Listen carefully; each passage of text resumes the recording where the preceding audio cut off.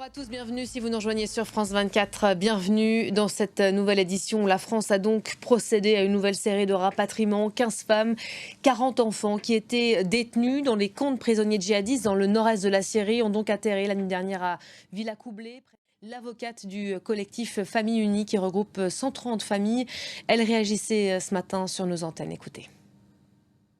Dans le reste de l'actualité, les sirènes ont encore retenti ce matin dans le ciel ukrainien. Nouvelle menace de bombardement sur les villes de Kiev et Mykolaïev, notamment à l'heure où les regards sont braqués vers le front sud, Kherson, où une offensive de l'armée ukrainienne apparaît imminente. On en parle avec vous, Armel Charrier. Bonjour Armel.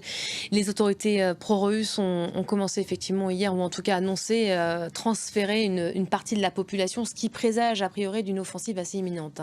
Oui, parce que du côté des Russes, on parle de 50 à 60 000 personnes qui vont passer de l'autre côté de la rive du Dniepr. Merci beaucoup Armel pour le décryptage. Alors depuis bientôt 2 semaines, les sirènes retentissent quasi quotidiennement dans le ciel ukrainien. Un système d'alerte pour prévenir de l'arrivée de drones. Voilà, les Européens qui, on vous le disait, préparent un nouveau train de sanctions en direction de Téhéran. Les Européens qui vont également s'attaquer au dossier chaud du moment, c'est celui de l'énergie. Les chefs d'État de l'UE se retrouvent à compter d'aujourd'hui et pour les 2 prochains jours à Bruxelles. Christophe Dansette, bonjour. Il va être entièrement question de cette crise énergétique, ou en tout cas de ce dossier aujourd'hui. Une crise qui a été accentuée évidemment par cette guerre en Ukraine. Merci beaucoup Christophe pour l'éclairage sur ce sommet qu'on va évidemment couvrir cet après-midi sur nos antennes. Les Français qui ont un autre dossier, une autre crise à gérer en ce moment, c'est la crise des carburants.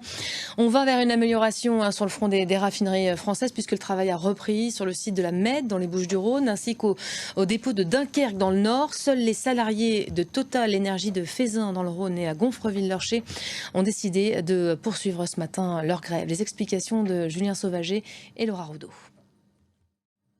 Voilà, fin de cette édition. Merci à vous de l'avoir suivi. Restez avec nous. D'autres infos à suivre sur nos antennes. L'information qui se poursuit également sur notre site internet www.france24.com. À tout à l'heure.